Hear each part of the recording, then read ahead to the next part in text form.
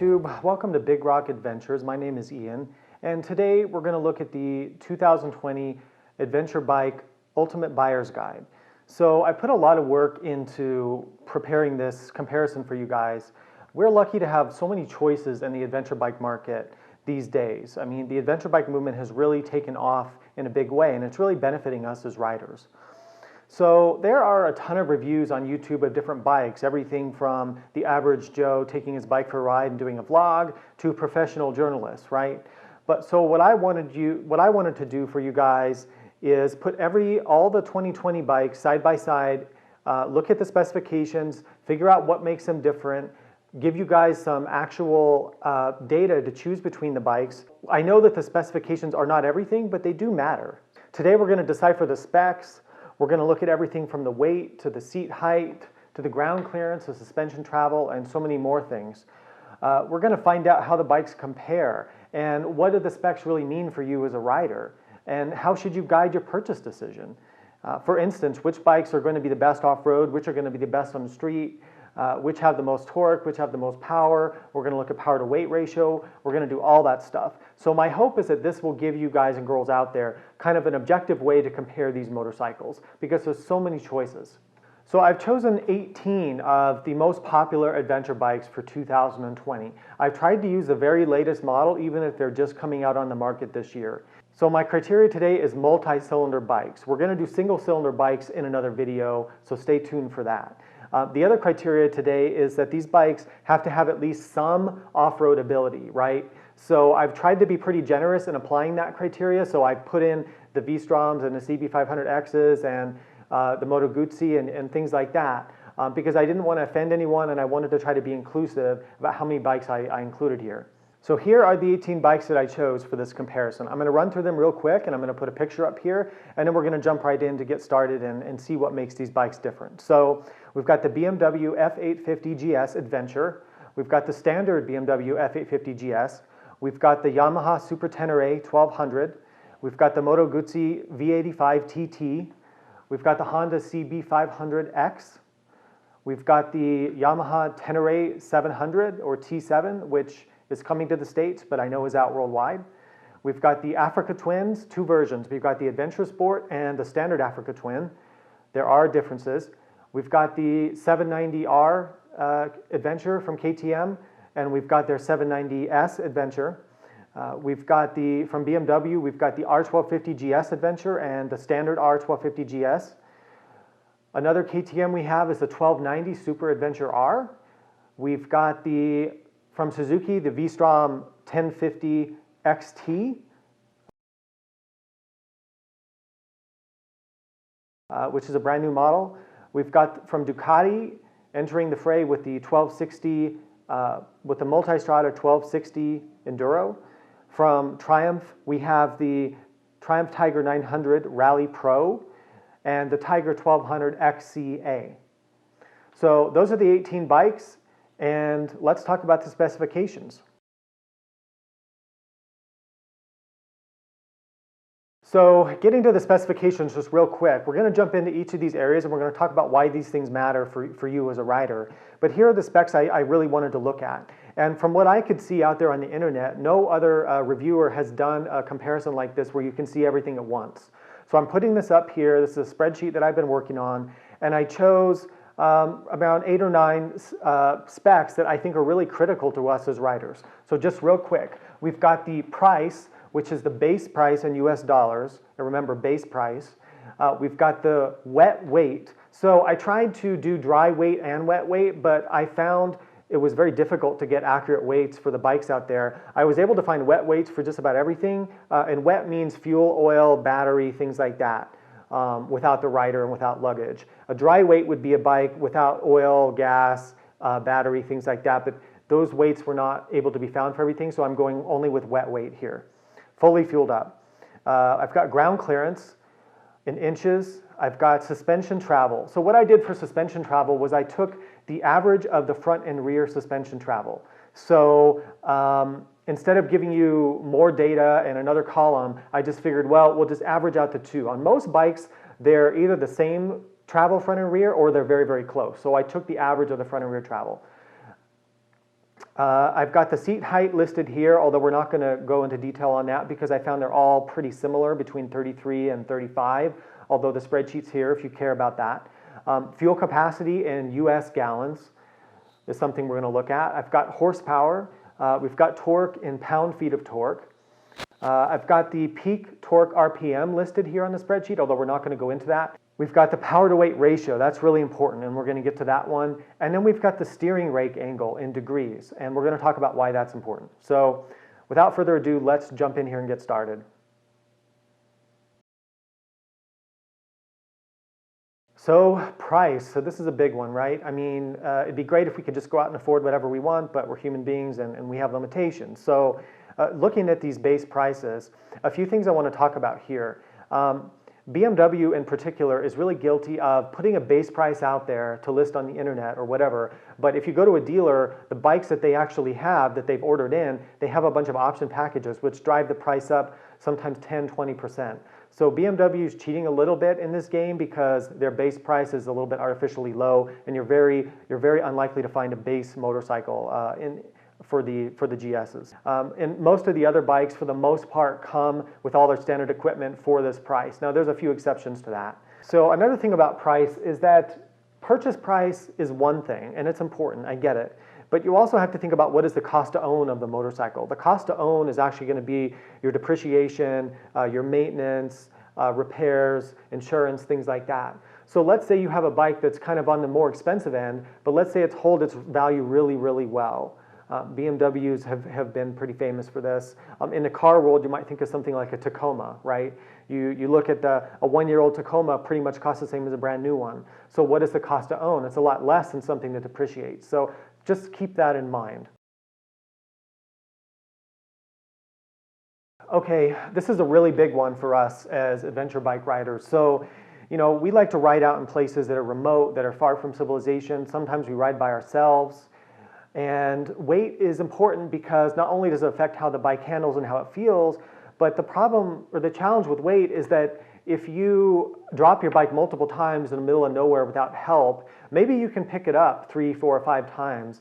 But when you go to pick up your big heavy bike that 6th time or the 10th time, maybe you get in some mud or some ice, you're going to run out of energy and you're going to have a real problem. So the heavier the weight is, the more you're dealing with out there to pick up. So, you know, something like a GS might feel great when you ride it. It doesn't feel that heavy, but when you have to pick it up, you really feel every pound of that weight, and that's when it matters. So there's a 160-pound difference here between the lightest bike on this list, which is the Honda CB500X at 430 pounds, all the way up to our heavyweight champion here, which is the R1250GS Adventure at 591 pounds full of fuel. Now, how much does the 1250GS Adventure weigh? 591 pounds? Good Lord. Who can lift 591 pounds? Now keep in mind it holds 7.9 gallons of fuel, but that's a hell of a lot of weight to be dealing with out on a trail. If you're a smaller person and you're not good at lifting your bike, you really got to think about that. Most of the bikes here we see falling in the 500 to 550 pound range. I would say that's the average. So you've got your, for reference point, a standard Africa Twin for the 2020 is 501 pounds wet. You can go up from there. An R1250GS, not the Adventure, is 560 pounds. Let's see, what else on here? So going below that 500-pound mark, you get into the Tiger 900, you get to the 790s, right? So the 790s, they're pretty light for a mid-weight adventure bike, 469 pounds wet, and that's with their 5.3 gallons of fuel. So that's a pretty good weight. If you want to get anything below that, there's only 2 other multi-cylinder bikes that come below that in weight. And one of them is the new Tenere 700 at 450 pounds wet, and the other one is the CB500X at 430 pounds. But that CB500 comes with a lot of compromises, and we're going to look at that. So keep in mind when looking at these weights that the average dirt bike probably weighs around 250 pounds or so, give or take. Dual sports like a KTM 690 or DRZ 400 weigh around 300 and 320 pounds. So the lightest multi-cylinder bike here on this comparison that I'm doing is a good almost 100 pounds heavier than a heavier single cylinder bike like a 690. That's a lot to keep in mind. Horsepower. So, horsepower is great for bench racing and talking with your buddies, but how does it actually work out on the road? So the way I look at it is a bike with really high horsepower is, yes, it's going to be more fun on the street. It's going to be more exciting. Of course, you have to look at the weight, which we're going to get to next. But for off-road and trail riding, how much power is really necessary? Well, there's different opinions on this, but I think most people would say that anything over 50 horsepower is kind of just become wheel spin. It doesn't mean it's not fun. I mean, I have fun riding my GS with 125 horsepower, but I'm definitely using Enduro Pro and using the traction control to harness that power and keep it from getting too crazy. So you don't need all this power. But that being said, if you travel at 90 miles an hour on a freeway and you like to pass semi-trucks on 2-lane roads and you just want to have fun, then power matters. There are some, things that come with that extra power. Sometimes it can mean more weight. Sometimes it can mean more heat coming off the engine. KTM has been really famous for, or infamous, I guess, for having a lot of engine heat coming off their V-twins, although maybe they're addressing that now. So sometimes a more powerful bike has more service that you have to do, but you just need to look at those details before you buy it. So looking at this chart here on the power, of course, the king of the hill is the 1290 Super Adventure R from KTM. That thing is just a beast.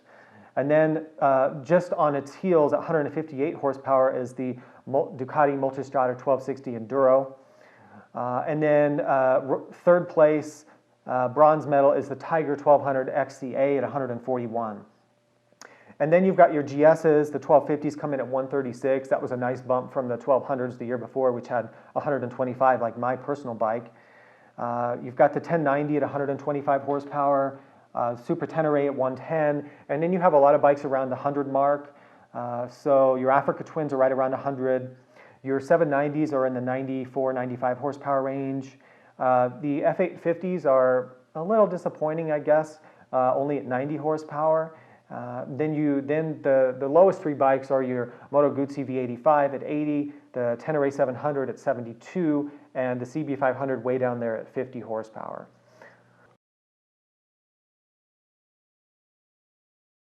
Okay, we talked about horsepower. Now let's talk about torque. So what is torque? Torque is a twisting force. It's a measure of twisting force. And the easiest way to measure that is in pound-feet. So you can see my chart here on torque. The reason that torque matters and the way it affects how the bike feels is it's kind of that grunt or that twisting power you feel when you twist the throttle. So even a bike with a lot of torque, even at a low RPM, will have a nice feeling of grunt, and it'll get you, be able to fly out of a corner or kind of hop over that log. So the torque king of this comparison is definitely the R1250 bikes, the GSs. So they come in at 105 foot-pounds of torque. That's really very impressive, and you will feel that when you ride it. I've ridden the 1250s, and they feel massively torquey. Torque is really related to the displacement of the bike, right? So it's hard to replace displacement, as they like to say. So your second is the 1290 Super Adventure at 103 foot-pounds. And then there's kind of a big jump down to the Multistrada, which is 94, the Tiger 1200 at 90. You can see a trend. The big displacement bikes have more torque. So the mid-range, around the 60, 70, 80 range, you've got your Africas, you've got your 790s at 65, and then going on down the line. So it's no surprise that the CB500 only has 32 foot-pounds of torque. Now, if you compare that, you'd have to have 3 CB500s to equal the torque of the R1250GS. So that's a pretty shocking comparison. Okay, let's talk about power to weight ratio for a minute. So what do I mean about this? So power to weight is you simply take the horsepower and you divide it by the weight. So it's how many horsepower per pound of weight of that motorcycle. And this is important because this is going to be sort of the test ride factor or the fun factor of the bike. So when you twist that throttle open, it's going to be how exciting that bike feels. So this is an important thing to look at because you could have a heavy bike with a lot of horsepower, but the weight may counteract that. So let's look at the power to weight ratio. I'm throwing up the chart here. So it's not a surprise to me when I look at this. So our bikes here that have that biggest grin factor for the power to weight ratio are going to be the 1290 Super Adventure, the 1260 Enduro, and that makes sense, right? The R1250GS, the standard model, does pretty good here. It's pretty close to those bikes. And then you've got the 1090, real similar to the 1250GS there. The Tiger 1200 XCA does well, mostly because of its brute power. And then you've got a good range of bikes in this 0.2 horsepower per pound area. So you've got the 790s, the Africa Twins, the Vstroms, the Super Tenere, all kind of in that range.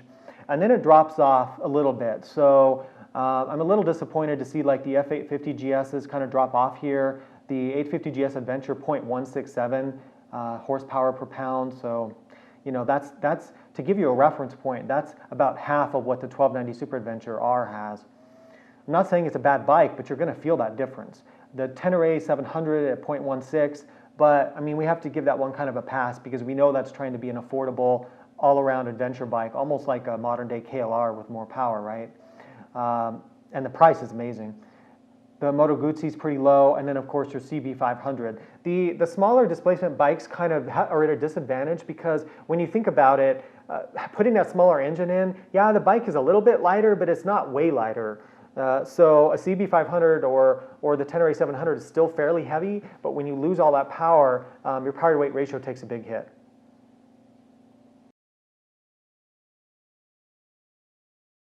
Okay, so let's get into the stuff that affects your off-road riding, right? So the first thing I want to talk about is suspension travel, and this is a big deal, and a lot of you guys talk about it on the forums.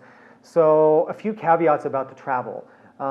Yes, you can look at the overall amount of travel as a guide to how well the bike's going to absorb bumps, how you're going to be able to take it off little jumps and things, how smooth it's going to ride off-road. But of course, there's always a downside, right? So more travel, unless it's controlled really, really well, sometimes will make a bike handle a little bit squishy on the street and not feel quite as planted in the corners, although that's not always true. And these manufacturers are doing an amazing job of dealing with this travel, right? So you have to look at the quality of the valving. So we know that from reading the reviews and looking at the specs that KTM and their WP suspension tends to be on the higher end. And then you can look at some of these bikes that are a little bit on the cheaper end and use a little bit of more old-fashioned valving, and it's not quite as advanced. So it's no surprise to me that when I look at this chart on the suspension travel that our 790 Adventure R is the winner here at 9.4 inches. All right, so, and then what's in second place? The Tiger 900 Rally Pro is pretty surprising that that's coming in that high at 9.3. Our Africa Twins are right around the 9-inch mark. F850GS Adventure 8.8. You've got a lot of bikes here between 8 and 9 inches, right? You've got all the way from your Tenere 700, which sits right at 8 inches of travel, and on up from there. So it's interesting to note that the 790S is only about, what is that, 3/4 inch less travel than the 790R. So a lot of guys are going out and buying the Rs, but you might want to look at that S too, and it does have a lower seat height. And then, you know, you get into the 6 and 7 inch range or even down to the 5-inch range, and you have to consider how that's going to affect your off-roading. So like my particular bike is the 1200 GS, which has the 7.5 inches, just like the 1250 shown here. And, you know, I have to be a bit more careful with it. When you get down below 7 inches, you're getting more towards the street bike kind of side of things. So the Moto Guzzi at 6.7, the Vstrom at 6.3, and then your CB500 all the way down at 5.6. But keep in mind that CB500 was updated for 2019 with more travel, and Honda, when they originally brought that bike out, did not really intend for it to be used off-road. But when people started using it off-road, they upgraded the bike, gave it a 19-inch front wheel, and added more travel. So good job, Honda. But what we really need, Honda, is a miniature Africa Twin. So please, please bring us a mini Africa Twin because I'd probably buy one. So another thing on the suspension travel and the height of the bike, so you have to think about how this affects seat height as well. So one thing I wanted to point out is that if you guys remember the KTM 990 Adventure R from a few years back, that bike had like over 10 inches of travel, at least in its first couple years. But the problem was it had like a 36 or 37 inch seat height, which is pretty crazy. You had to be like 6'2" to be comfortable riding that thing.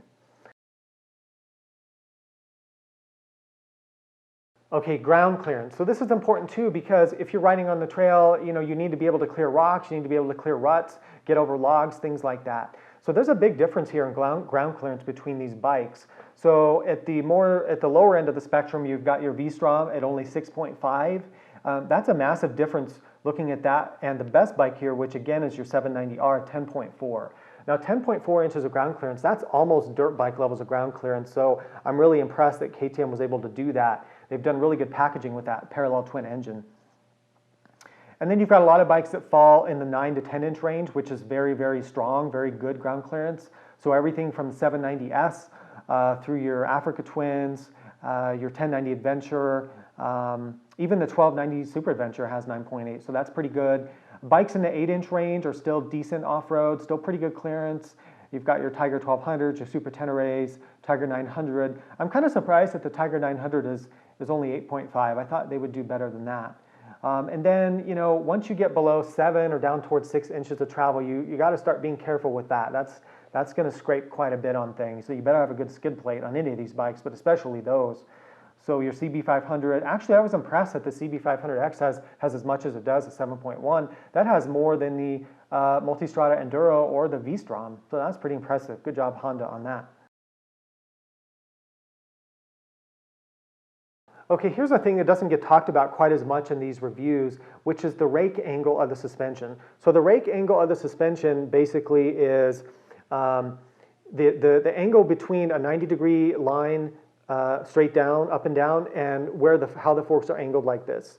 Okay, so the reason that the rake is important is that in general, a higher degree of rake angle, the more raked out it is. Like if you've seen choppers that are really raked out, of course they have terrible handling, but that's an extreme example. But when you have more rake, in general, and there's a lot of things that affect this, but in general, they are more stable. So there's a lot of veteran off-road guys that will say, when they look at one of these bikes, that they want like 27 or 28 degrees of rake, because if it's less than that, they're worried about the stability in things like sand or high-speed dirt. And I kind of do agree with them. It is a big factor, but it's not the only thing that affects how it feels. Street bikes tend to have, you know, a sharper, by sharper I mean less rake angle, so they turn faster, which is great for handling on twisty roads. But off-road, if you bring the rake angle way in, then you're risking the bike being not as stable, not as predictable to ride. So when we look at the rakes on these bikes, I'm really happy to see that a good number of these bikes are in that 27 to 28 range, which should mean, in theory, that they're pretty stable off-road. So the bikes with the most rake, I was actually really surprised to find that BMW raked out the F850GS quite a bit, all the way to 28 degrees. I have not ridden the 850, although I did own an 800 for a number of years, and I love that bike, and I found it very capable, more capable than most of you probably think it was. So I'm surprised to see that. That's a good job, BMW, doing that. Let's see what else. I'm also surprised that the Super Tenere has that much, because to me it didn't feel stable in the sand at all. I owned a Super Tenere and really just didn't like it, but we'll cover that in another video. A lot of bikes, 26, 27, so your Africa Twins are right there in the middle of 27. Your 790s are right in there at 26. So interesting to notice that the 790S is 25.9 and the 790R is 26.3. So they did give you a little more rake on that 790R to make it more stable. Your GSs are in there around 26, in the 25.5 range for the standard GS. What's interesting is that you've got a few bikes here that are below 25. So the Tiger 1200 XCA is way down there at 23.2. Now, they're probably doing something with that to make it handle better on the street, maybe something to do with a 3-cylinder engine and how that weight is carried, and they had to give it that rake to handle right. But I'd be kind of concerned about how that's going to be off-road. And then your Tiger 900 Rally, I was actually really surprised to see the Tiger 900 at 24.4. That seems like a really kind of a steep rake to me for an off-road bike, but you know, maybe they did something with it and maybe it's going to handle great. Again, numbers don't tell all the story. You have to ride these bikes. All right, let's look at the fuel capacity of these adventure bikes for this year. So the reason I'm going with fuel capacity instead of range or miles per gallon is because that's going to vary. So I don't know how you ride. I don't know the terrain you ride. Fuel mileage or miles per gallon can be 20 or 30% different depending on how you use the throttle and what kind of terrain you're riding in. I mean, I can go ride my 1200 and get 50 miles a gallon cruising on a Sunday to get pie, or I can get 40 miles a gallon thrashing it. So there's going to be a huge difference. So what I want to look at is the fuel capacity of the bikes. So it's no surprise that you've got some super tankers here. So our super tankers are the 1250GS Adventure and the 1260 Multistrada Enduro. It's 7.9 gallons. Now, no matter how you look at it, that's a lot of gas. You know, if you get good fuel mileage, you're talking about 400 plus miles between tankfuls, which for some of you who ride in the open West, that can be a really amazing thing, not to have to worry about fuel. You've got a lot of bikes here in the 6-gallon range. So your, let's see, the 1290 is 6.1, your Super Tenere is 6.1, the F850GS Adventure has 6.1. I was surprised the Moto Guzzi has such a big fuel tank. And then in your 5 to 5.5 range, you've got your 790s, you've got your Tiger 900, the Vstrom. That tends to be a really common fuel tank size, is this 5.5 range. The R1250GS standard is 5.3. And then your standard Africa Twin is 5 gallons. That's funny because I thought it was more, but I think I'm right. I think I'm right on the spec. Your CV500X 4.6, but that 500 will get really good mileage, I will say. So that's going to give you more range than you would think. I was kind of surprised that the Tenere 700 and the F850GS only have around 4 gallons of gas. I suppose if they get really, really good fuel mileage, that's going to be okay. But if you only get 40 miles a gallon, that's not that much range. So would have liked to see a little bit bigger fuel tank on those, but I know they're managing the weight. So it's really hard to give you conclusions based on this, right? I'm not a journalist, I'm not paid by manufacturers, I don't have to say anything that I don't want to say. I have ridden a lot of these bikes and owned a lot of them, but a lot of these are brand new and I haven't had a chance to ride them yet, although I'm going to try to start getting test bikes for you guys to test them out. You know, there's so much about motorcycling that's about emotion, that's about the feel you get from the bike, and you just know when you connect with a motorcycle, the way it feels, the way it handles, the power it has, and do you laugh and giggle in your helmet when you get on the gas? I mean, you can't really measure that. I can't put that on a spec sheet for you guys. So that's a big thing you're going to have to keep in mind. So my goal in giving you guys all these specs and charts and what seems like probably too much data is to put this all in one place for you guys and girls out there to figure out, to give you some objective measures to compare these motorcycles, because there's so many choices now that it can be hard to sort this out. Think about what your priorities are when you're looking for your next adventure bike. So be honest with yourself. Are you more of a street rider, or are you more of an off-road aggressive guy who wants to fly off jumps and go crazy and hit the black diamond trails? Some people have this negative idea towards people who use their adventure bikes on the street. But see, I don't really agree with that approach or that idea, because adventure bikes, for me, I would rather, I would much rather, and I'd prefer to get like a GS Adventure or an Africa Twin or whatever, a 1290 or whatever, as a touring bike or a sport touring bike than I would an actual dedicated sport touring bike. The reason for that is they're lighter, they're more fun generally, and you have that off-road ability. So even if all you want to do is kind of go down to a campground and you have to ride through some gravel, it's still better than riding your FJR, your Goldwing. I just think they're more versatile, and if you're paying that much money, why not get an adventure bike? So I'm perfectly fine with that. And as much as I like to make my Starbucks jokes, they make amazing street bikes, especially these bigger ones. You know, we're all not Chris Birch or Johnny Dakar, whatever, or some motocross champion. I mean, I grew up riding in the dirt and I love it, but I also like street riding. But even if you're not a pro off-roader, don't be intimidated. You should still get one of these bikes. But again, be honest about the kind of use you're going to put the bike through. So if you're more of a street rider, you probably don't care about ground clearance and suspension travel and the weight quite as much. But if you're an aggressive off-road guy who wants to hit the black diamond and really get out there, then the weight and the ground clearance and the travel are really going to matter to you. And I get that. Here's the thing about adventure bikes. So adventure bikes are by definition a compromise. You've got a bike that really is too heavy to be a serious off-road bike, compared to a dirt bike at least. And you've also got a bike that is going to compromise some of its street comfort. Although some of them are getting pretty damn close to Goldwing levels of comfort now, especially like a GSA.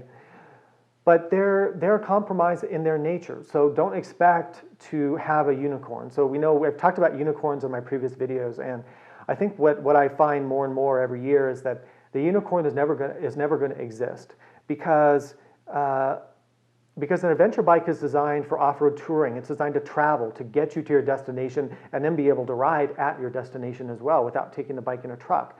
And that kind of design has a compromise in it. Now we're seeing bikes like the 790 and the Tenere 700 that are giving us really, really good kind of Goldilocks middleweight options right now, which is wonderful. But don't think for a minute that that 790R is going to be as comfortable on a 500-mile freeway ride as the GS Adventure will. It just won't. It's just not. But when you get to the off-road, it's going to be that much better. So you just have to pick your priorities. We're going to do another video looking at the single-cylinder bikes, so things like the 690s and the DR650s and DRZs and all those things. So that's more of a dual sport comparison. But I didn't want to throw them into this comparison because the numbers are just so different. So I know you guys probably want me to tell you like what is my favorite bike on this list or what bike I would buy. That's a really tough question for me these days. Because like I said, there's different strengths and weaknesses to different bikes. There's a lot of bikes on here that I would just cross out my list entirely, but I'm not gonna tell you which ones those are. You can probably figure it out from looking at the charts. But I think what I've realized is that I like to have a nice big adventure bike for more street-oriented riding and dirt roads and gravel roads and kind of trips and things like that.